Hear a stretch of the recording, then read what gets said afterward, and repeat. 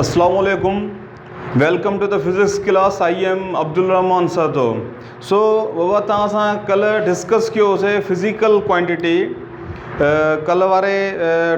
Lecture में असां discussion कईसीं त फिज़िकल क्वांटिटी छा हूंदियूं आहिनि, फिज़िकल क्वांटिटीज़ छाखे चइबो आहे, फिज़िकल क्वांटिटीज़ जो कॉन्सेप्ट वरितो होसीं। सो कल्ह फाइनल में मां तव्हांखे इहा शइ ॿुधाई हुयमि त फिज़िकल क्वांटिटी जूं ॿ मेन टाइप्स आहिनि, या ईअं करे चयोसि ॿियनि लफ़्ज़नि में त काइंड्स थींदा आहिनि, जंहिंखे असां हिकु चवंदा आहियूं बेस क्वांटिटी ऐं ॿी आहे असां वटि जेको आहे सो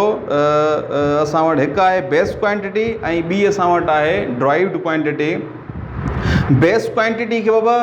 असां ॿियनि लफ़्ज़नि में असां फंडामेंटल क्वांटिटी बि चवंदा आहियूं ऐं असां वटि सेकंड जेकी आहे उहा आहे असां वटि ड्राइव्ड क्वांटिटी। अॼु असां कॉन्सेप्ट वठूं था त असां वटि जेकी फंडामेंटल क्वांटिटी आहे या उनखे असां बेस क्वांटिटी चऊं था या उनखे फाउंडेशन क्वांटिटी चऊं था, त उनजो कॉन्सेप्ट छा आहे उहे असां वटि जेकॾहिं बेस क्वांटिटीज़ आहिनि त असां वटि उन्हनि जो नंबरिंग घणी आहे, उन्हनि जो तइदादु घणो आहे, उहे असांखे कहिड़ी कहिड़ी जॻह ते मिलनि था, त इन होल कॉन्सेप्ट या होल स्टडीअ जो असां अॼु जे लेक्चर में कंदासीं। उन खां पोइ असां वटि सेकंड में आहे बाबा ड्राइव्ड क्वांटिटी। त अॼु असां ड्राइव्ड क्वांटिटी जो बि कॉन्सेप्ट वठंदासीं त ड्राइव्ड क्वांटिटीज़ किथां अचनि थियूं, कि ड्राइव्ड क्वांटिटीज़ कहिड़ियुनि क्वांटिटीज़ जो नालो आहे ड्राइव्ड, ऐं असां वटि ड्राइव्ड क्वांटिटीज़ जो केतिरो नंबर आहे, केतिरी नंबरिंग आहे ड्राइव्ड क्वांटिटीज़ जा असांजे सिलेबस में केतिरियूं ड्राइव्ड क्वांटिटीज़ मौजूदु आहिनि, उन्हनि जो यूटिलाइज़ेशन किथे किथे थींदो आहे। मीन्स होल अॼु असां कॉन्सेप्चुअल डिस्कस असां अॼु जे लेक्चर में कंदासीं। सो फस्ट ऑफ ऑल असां चऊं था बेस क्वांटिटी ते, जंहिंखे असां अदर वर्ड्स में इनखे असां फंडामेंटल क्वांटिटी बि चवंदा आहियूं बाबा। फंडामेंटल क्वांटिटी, फंडामेंटल क्वांटिटी ही माइंड में रखिजो बाबा। बेस क्वांटिटी जो अदर नेम जेको आहे उहो असां फंडामेंटल क्वांटिटी बि चवंदा आहियूं। उन खां पोइ फाउंडेशन क्वांटिटी बि इन जो किथे किथे वर्ड यूटिलाइज़ थींदो आहे। हाणे बाबा चऊं त बेस क्वांटिटी जो कॉन्सेप्ट छा आहे, ही डेफिनेशन आहे those quantity which are not derived from an other quantity is called base quantity. हाणे बाबा उहे क्वांटिटी जेकी असां ॿिए कंहिं बि क्वांटिटी मां ड्राइव न कयूं हुजनि, उन्हनि उहे बेस पाण बेसिक हुजनि, पाण उहे फाउंडेशन तौरु असांखे कमु अचनि, त असां अहिड़ियुनि क्वांटिटीज़ खे चवंदा आहियूं त असां वटि इहे उन्हनि जो नालो छा आहे, उहे आहिनि असां वटि बेस क्वांटिटीज़ या फंडामेंटल क्वांटिटीज़। मीन्स बाबा उहे कंहिं ॿियनि अदर क्वांटिटीज़ मां ठहियल न हुजनि, उहे ई पाण बेसिक हुजनि, उहे पाण ई ईअं सम्झो त ओरिएंटेशन उन्हनि जी पंहिंजो पाण ख़ुदि मों ई जनरेट थियल हुजनि, त उनखे अहिड़ियुनि असां क्वांटिटीज़ खे छा चवंदा, इहे बेस्ट क्वांटिटीज़ आहिनि। मीन्स ॿियनि कंहिं मां बि उहे ठहियल न हुजनि, त उनखे असां चवंदा आहियूं इहे असांजूं फाउंडेशन या उनखे फंडामेंटल या उनखे बेसिक क्वांटिटी चइबो आहे। सपोज़ कयो असां हिकु एग्ज़ाम्पल वठूं था बेसिक क्वांटिटी खे वधीक सम्झण जे लाइ, त बेसिक क्वांटिटीज़ असां वटि कहिड़े तरीक़े सां असां वटि बेसिक क्वांटिटी जो कॉन्सेप्ट आहे बाबा। फस्ट में जॾहिं असां एग्ज़ाम्पल वठूं इंग्लिश अल्फ़ाबेट जो, सपोज़ कयो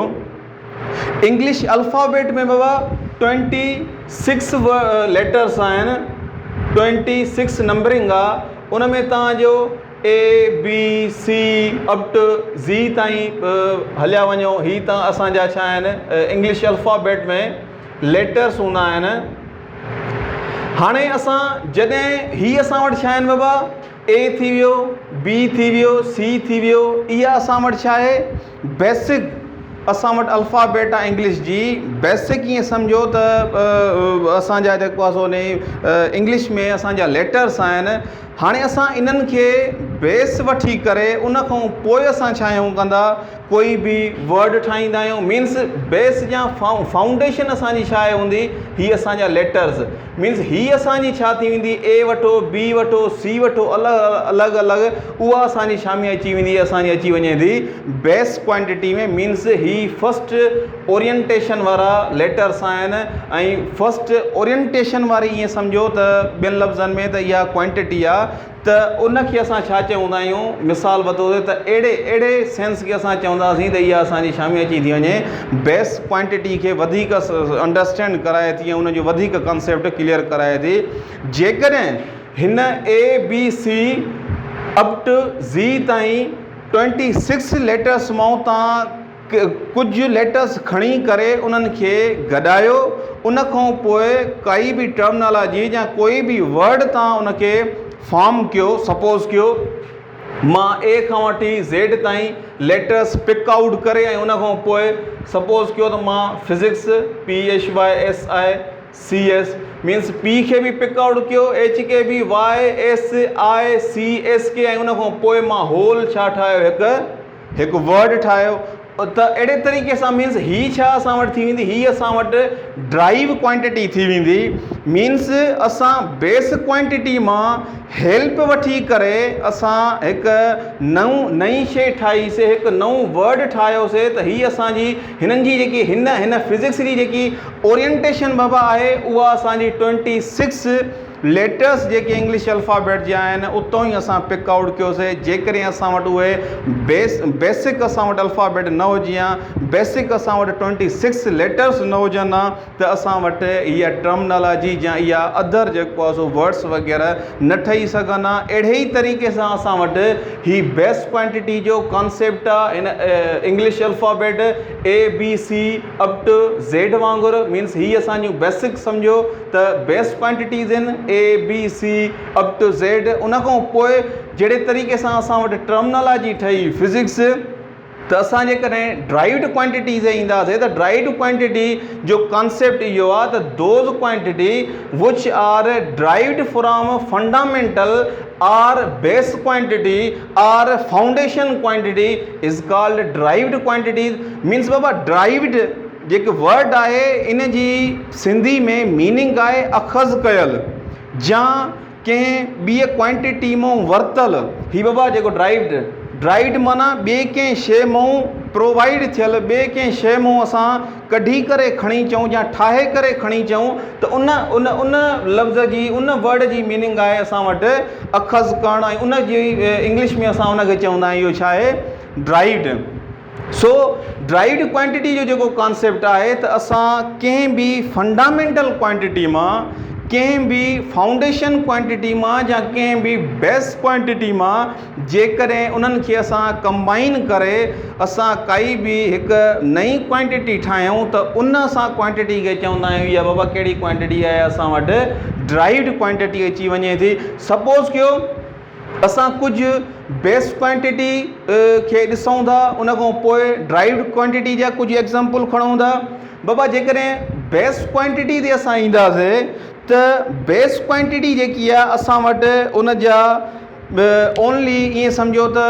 7 काइंड्स आहिनि 7 उन जा नंबरिंग आहे नंबरिंग जे हवाले सां असां वटि सिर्फ़ु हिनमहिल ताईं 7 क्वांटिटीज़ आहिनि उन में असांजो अची वञे थो लेंथ अची वञे मास अची वञे थो बाबा इलेक्ट्रिक करंट अची वेंदो आहे इंटेंसिटी ऑफ लाइट अची वेंदी आहे अमाउंट ऑफ सबस्टेंस अची वञे थो टेम्परेचर अची वञे थो त अहिड़े तरीक़े सां असांजूं 7 जेके आहिनि असांजूं फंडामेंटल ऐं बेस्ट क्वांटिटीज़ आहिनि ऐं बाबा इन सां गॾोगॾु मां तव्हांखे इहा बि शइ ॿुधाईंदो हलां त जेकी बेस्ट क्वांटिटी आहे उहा बाबा इंडिपेंडेंट हूंदी आहे इंडिपेंडेंट क्वांटिटी आहे इनखे असां इहा कंहिं ते बि डिपेंडेंट न आहे कंदी हीअ जेकी आहे best quantity is also independent quantity means हिन जी कंहिं ते बि दारोमदार न हूंदो आहे हीअ फस्ट ओरिएंटेशन क्वांटिटी आहे हीअ फस्ट ओरिएंटेशन कॉन्सेप्ट आहे सो अहिड़े तरीक़े सां मीन्स बेस्ट क्वांटिटी जेकी आहे तव्हांजी छा आहे हूंदी बाबा इंडिपेंडेंट क्वांटिटी आहे जॾहिं त जेकॾहिं असां ड्राइव्ड क्वांटिटी ते ईंदासीं त ड्राइव्ड क्वांटिटी जेकी आहे उहा असां वटि अदर वर्ड्स में करे लिखो त ईअं सम्झो त इहा डिपेंडेंट क्वांटिटी आहे। छो जो असां अॻु में इहा शइ डिस्कस करे आयासीं त ड्राइव्ड क्वांटिटी जेकी आहे उहा कुझु फंडामेंटल मिली करे ऐं उन खां बाद ई असां वटि जेको आहे सो ड्राइव्ड क्वांटिटीज़ ठहंदियूं आहिनि ऐं ड्राइव्ड क्वांटिटी असांखे मिलंदियूं आहिनि। सो ही जेकी ड्राइव्ड क्वांटिटी आहे उहा असांजी डिपेंडेंट क्वांटिटी हूंदी आहे ऐं जेकी बेस्ट क्वांटिटी आहे उहा असांजी इंडिपेंडेंट क्वांटिटी हूंदी आहे। हिननि जो तइदाद बाबा बेस्ट क्वांटिटी जो जेको नंबर ऑफ बेस्ट क्वांटिटी आहे नंबर ऑफ बेस्ट क्वांटिटी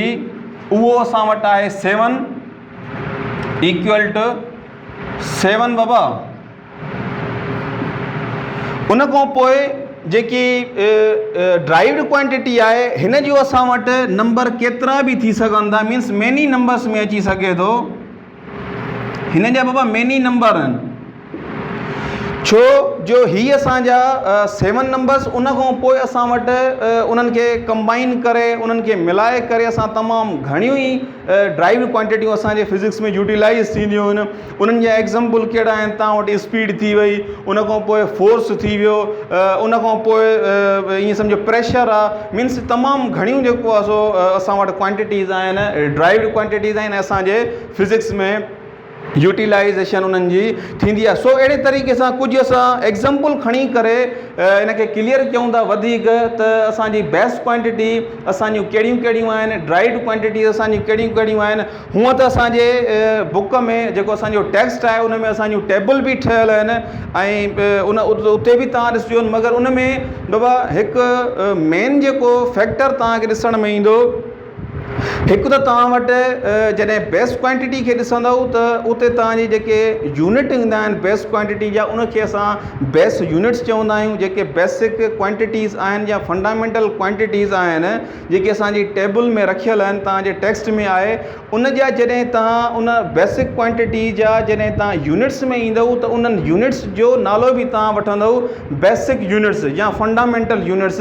जॾहिं तव्हां ड्राइव्ड क्वांटिटी जी टेबल में ईंदव त जेके त असां वटि ड्राइव क्वांटिटीज़ उते ॾिनल आहिनि, उते लिखियल आहिनि, त उन्हनि जा जेकॾहिं तव्हां ड्राइव्ड यूनिट्स ॾिसंदव त उते बि तव्हांखे इहा शइ उन्हनि यूनिट्स खे तव्हां ड्राइव्ड यूनिट्स चवंदव, न कि तव्हां ड्राइव्ड यूनिट्स खे फंडामेंटल यूनिट्स चवंदव, न कि तव्हां फंडामेंटल यूनिट्स खे ड्राइव्ड यूनिट्स चई सघो था। इहो तव्हांखे माइंड में जेको आहे सो इहा शइ ज़हन नशीन करणी पवंदी आहे। इहा हिकु मेन पॉइंट आहे ऐं ईअं सम्झो त जेकॾहिं असां ड्राइव्ड ऐं बेसिक खे सम्झूं था ऐं उन खां पोइ असां इन्हनि खे ड्राइव्ड खे फंडामेंटल में करे छॾियूं ऐं फंडामेंटल खे ड्राइव्ड यूनिट्स करे छॾियूं त माना इहा ईअं सम्झो त असांजो कॉन्सेप्ट क्लियर न आहे। सो अहिड़े तरीक़े सां असां हिननि ते डिस्कस, उन खां पोइ कुझु एग्ज़ाम्पल मां खणा थो, कुझु आहिनि बेस्ट क्वांटिटी जा, उन खां पोइ ड्राइव क्वांटिटी जा, त वधीक असांजी क्लियर थी वञे त असां बेस्ट क्वांटिटीज़ या फंडामेंटल क्वांटिटीज़ ऐं उन खां पोइ ड्राइव्ड क्वांटिटीज़ कहिड़ियुनि क्वांटिटीज़ खे ऐं कहिड़े कहिड़े तरीक़े सां असांखे उहे मिलनि थियूं। सपोज़ कयो बाबा असां ड्राइव्ड क्वांटिटीज़ खणूं था, बेस्ट क्वांटिटीज़ जेकॾहिं असां एग्ज़ाम्पल वठूं या उनजो ड्राइव्ड क्वांटिटीज़ जो एग्ज़ाम्पल वठूं। हिकु त बाबा मेन जेको एग्ज़ाम्पल हुयो तव्हांखे मां ॿुधायो त ही बेस्ट क्वांटिटी माना ABC इंग्लिश जी अल्फ़ाबेट में माना अची, उन खां पोइ असांजो जेको आहे सो छा थी वियो, फिज़िक्स ठहंदो। उन खां पोइ इहो हिकु एग्ज़ाम्पल थी वियो। उन खां बाद में असां हिकु सेकंड एग्ज़ाम्पल वठूं था जेको असांखे वधीक सम्झाईंदो त ड्राइव्ड क्वांटिटीज़ खे असां कहिड़े तरीक़े सां सम्झी सघूं था, ड्राइव्ड क्वांटिटीज़ कीअं ईअं सम्झो त ठाहिबियूं आहिनि ऐं उन खां पोइ उन्हनि जा यूनिट्स कहिड़ा कहिड़ा थींदा आहिनि, त उन ते असां डिस्कस कयूं था। सपोज़ कयो बाबा असां वटि ड्राइव्ड क्वांटिटी आहे स्पीड। स्पीड जेकॾहिं असां वठूं त स्पीड असां छा खे चवंदा आहियूं,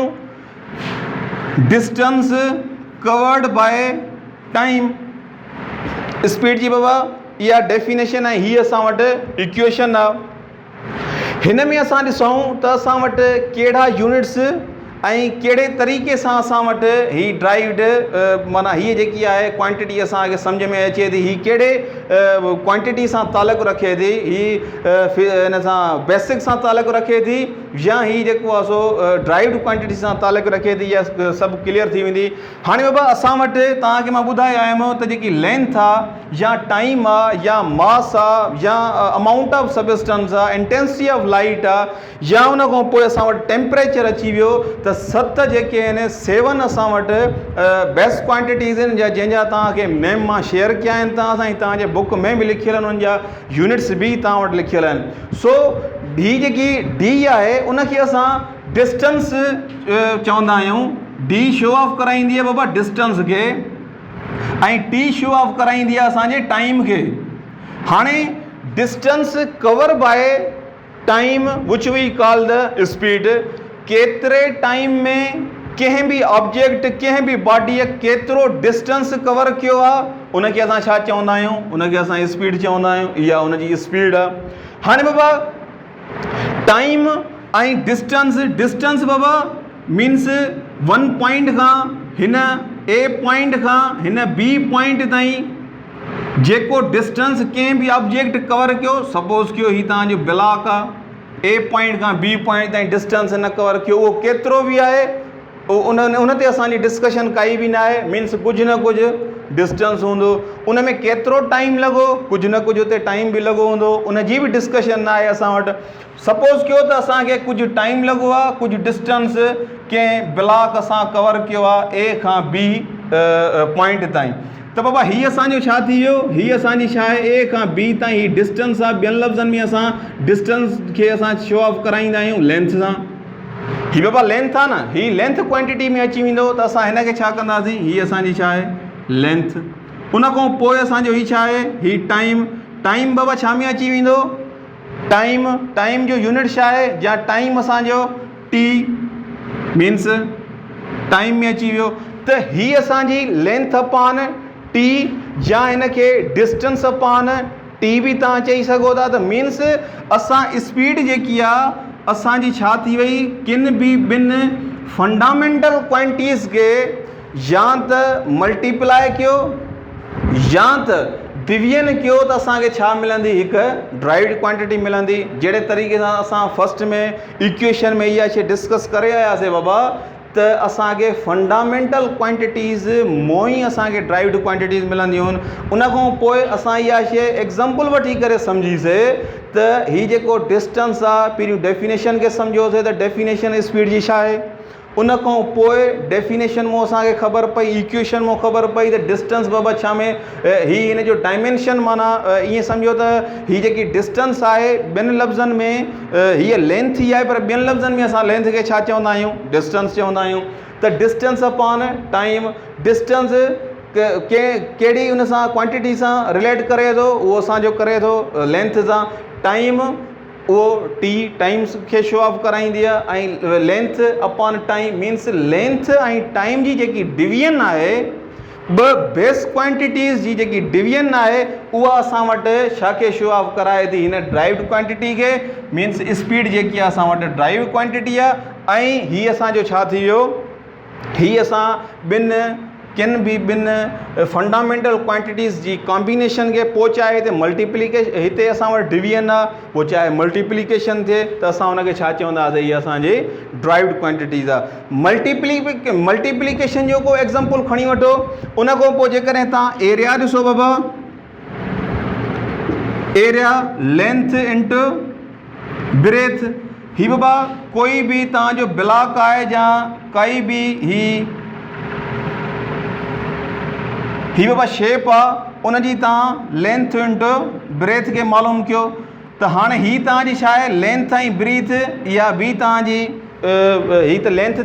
लेंथ में अची वई। उन खां पोइ ब्रीथ जो बि कॉन्सेप्ट इहा आहे, त उनजो इहो इन जो ब्रेथ जो बि सम्झो लेंथ ई आहे, त मीन्स ही सेमी क्वांटिटी ॾींदा आहियूं। उन खां पोइ ही बि लेंथ थी वई, हीअ बि लेंथ थी वई, त ॿिनि माना ही लेंथ छा आहे असां वटि बेस्ट क्वांटिटी आहे, त मीन्स मल्टीप्लिकेशन ऑफ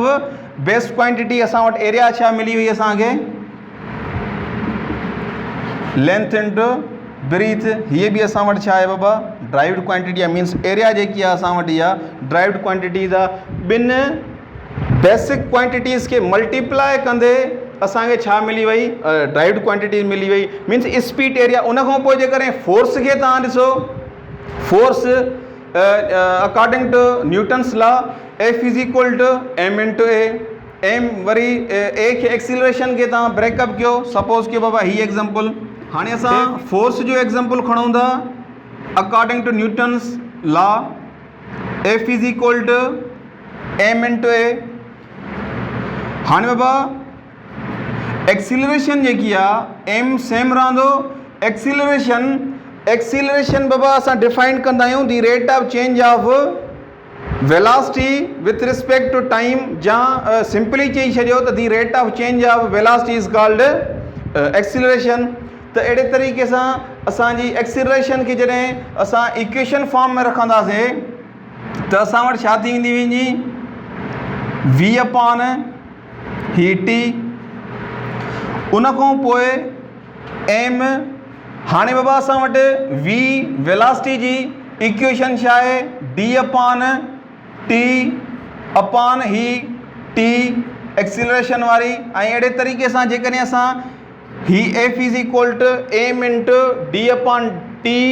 अपॉन में t मीन्स ही वेलोसिटी वारी d अपॉन t ऐं ही t अॻियों फार्मूले वारी सो ही असां ऑल ओवर ही F जी जेकॾहिं इक्वेशन ॾिसूं त हिन में असांजी छा थी वई बाबा ही d लेंथ सां रिलेशन रखे थी t असांजो छा आहे टाइम सां बेस क्वांटिटी ही जेकी d आहे लेंथ ॾिसो त असांजी बेस क्वांटिटी सां रिलेशन आहे उन खां पोइ ही जेको m आहे उन जो बि रिलेशन असांजो छा आहे बेस क्वांटिटी सां आहे मीन्स हिन एग्जांपल मां बि असांखे वधीक क्लियरनेस मिली त असांजूं जेके बेस क्वांटिटीज़ आहिनि उन्हनि खे कंबाइन कंदे असां ड्राइव क्वांटिटीज़ मैन्युफैक्चर करे सघूं था ऐं ठाहे सघूं था त अहिड़े तरीक़े सां असां वटि हीअ बेस क्वांटिटी फिज़िकल क्वांटिटीज़ जूं ॿ टाइप्स आहिनि हिकु बेस क्वांटिटी आहे ऐं उन खां पोइ जेकी सेकंड आहे उहा असांजी ड्राइव क्वांटिटी आहे उन्हनि जा असां ड्राइव क्वांटिटी जा यूनिट्स तव्हांखे ॿुधाया उहे कहिड़ियूं कहिड़ियूं क्वांटिटी आहिनि उहे तव्हां सां डिस्कस कयूं ऐं बेस क्वांटिटी जेकी आहिनि फंडामेंटल जंहिंखे क्वांटिटी चऊं था अदर नेम आहे उनजो उहे तव्हांखे ॿुधायूं त असां वटि 7 आहिनि उन्हनि जा नाला तव्हां सां शेयर कयासीं उहे कहिड़ियूं कहिड़ियूं आहिनि उन खां पोइ उन्हनि जा तव्हांखे यूनिट ॿुधाया त जेके बेसिक क्वांटिटी जा यूनिट आहिनि उहे तव्हां ॾिसजो टेबल में आहिनि वधीक मां तव्हांखे ही टेक्स्ट आहे इन में तव्हांखे मां कोशिशि कयां थो त ॾेखारे सघां ही बाबा तव्हां वटि बेस क्वांटिटी आहे बेस क्वांटिटी जी ही टेबल आहे ऐं इन में तव्हांजा अॻियां ही लिखियल आहिनि अॻियां तव्हांजा सैम्बल आहिनि उन खां पोइ तव्हांजा ही नेम आहिनि ऐं ही तव्हांजा SI बेस ही असां वटि जेके यूनिट्स आहिनि उन खां पोइ असांजूं ड्राइव्ड जेके यूनिट्स आहिनि उहे अची था वञनि ऐं बेस यूनिट्स जी तव्हां वटि 2.1 टेबल आहे उन खां पोइ जेके आहिनि कुझु ड्राइव्ड क्वांटिटीज़ जी तव्हांजी टेबल आहे ऐं उन्हनि जा यूनिट्स आहिनि उन्हनि जूं सैम्पल आहिनि उन्हनि जा नेम्स लिखियल आहिनि सो अहिड़े तरीक़े सां तव्हां वटि हिन टेक्स्ट में सभु इंफॉर्मेशन लिखियल आहे ऐं हिन में तव्हांखे मां इहा बि शइ डिस्कस कंदो हलां त बेस क्वांटिटी में ऐं ड्राइव्ड क्वांटिटीज़ में हिकु त इहो फ़र्क़ु आहे त तव्हांजी जेकी आहे बेस क्वांटिटी उहा इंडिपेंडेंट क्वांटिटी आहे ऐं उन खां पोइ जेकी असांजी ड्राइव्ड क्वांटिटी आहे उहा असांजी डिपेंडेंट क्वांटिटी आहे इहा शइ क्लियर थी थिए उन खां पोइ तव्हां इन खे वधीक जेकॾहिं इन खे सुञाणणु चाहियो था ऐं उन खे वधीक सम्झणु चाहियो था त इहा शइ मां तव्हांखे ॿुधाईंदो हलां त जेकॾहिं तव्हां टेबल में बेस क्वांटिटी वारी टेबल खे ॾिसो ऐं उन में बेस क्वांटिटी जी जेके बेस क्वांटिटी 7 आहिनि उन्हनि जे यूनिट्स खे ॾिसो उन खां पोइ ड्राइव्ड क्वांटिटी वारी टेबल में हलिया वञो उन में जेके क्वांटिटीज़ आहिनि ऐं अॻियां जेके उन जा यूनिट्स लिखियल आहिनि उन में तव्हांखे चेंजिंग सम्झ में ईंदी उहा कहिड़ी चेंजिंग सम्झ में ईंदी उहा तव्हां ॾिसो त ही जेके हिन जा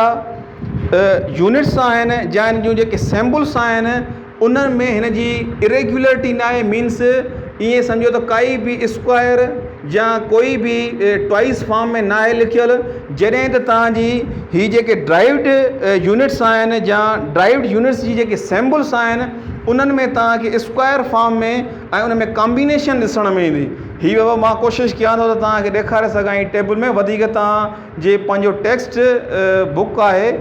उन में तव्हां ॾिसी सघिजो ॾिसिजो ऐं हिनखे वधीक क्लियर कजो त बाबा हिन में डबलिंग ऐं हिन में स्क्वायरिंग वग़ैरह या क्यूब जहिड़े तरीक़े सां असांजो वॉल्यूम अची थो वञे हिन में टेबल में त वॉल्यूम जो असांखे m cube length into breadth into height त अहिड़े तरीक़े सां असां वटि फोर्स बि आहे स्पीड जो बि तव्हांखे जेको एग्ज़ाम्पल ॾिनो फोर्स जो एग्ज़ाम्पल ॾिनो उन खां पोइ हिन में एरिया न आहे तव्हांखे एरिया जो एग्ज़ाम्पल ॾिनो सो इहो हिकु माना ईअं सम्झो त वाज़िह डिफरेंस आहे इन में त जेकी असांजा बेसिक क्वांटिटीज़ आहिनि उन्हनि जा यूनिट्स तव्हांखे मीन्स सिंगल फॉर्म में मिलंदा कोई बि क्यूब या कोई बि स्क्वायर वग़ैरह में तव्हांखे न मिलंदो जेके 7 क्वांटिटीज़ आहिनि ऐं जॾहिं तव्हां ड्राइव्ड में खणंदव त उन में तव्हांखे क्यूब में बि मिलंदा स्क्वायर में बि मिलंदा उन में तव्हांखे मल्टीप्लिकेशन बि मिलंदी ऐं उन में तव्हांखे छा मिलंदी डिवीजन बि मिलंदी सो अहिड़े तरीक़े सां हीअ जो मां कोशिशि कई त तव्हांखे बेस सां ई ड्राइव्ड क्वांटिटी जेकी आहे तव्हांखे अलॻि अलॻि करे उन्हनि में डिफ्रेंशिएट करे ऐं बेस्ट क्वांटिटीज़ छा खे चइबो आहे ऐं असांजी ड्राइव्ड क्वांटिटी छा खे चइबो आहे उन्हनि जा एग्ज़ाम्पल मीन्स ऑल ओवर मां कोशिशि कई त तव्हांजो कॉन्सेप्ट क्लियर थिए सो मां सम्झां थो त तव्हांखे इनशाला हीअ टॉपिक्स सम्झ में बि अची वेंदियूं जेकॾहिं सम्झ में न बि अचनि ऐं कोई बि क्वेश्चन आहे त मां तव्हांखे डेली वांगुरु रोज़ानो वांगुरु इहा शइ सजेशन ॾींदो आहियां त तव्हांखे जेकी बि का शइ सम्झ में नथी अचे लेक्चर मां त उनजो तव्हां प्लीज़ प्लीज़ प्लीज़ कोई बि जेकॾहिं को क्वेश्चन सम्झ में नथो अचे त तव्हां कमेंट में मूंखां सवाल पुछी सघो था ऐं इनशाला मां कोशिशि कंदुसि त तव्हांखे उनजो आंसर ॾियां so finally thank U very much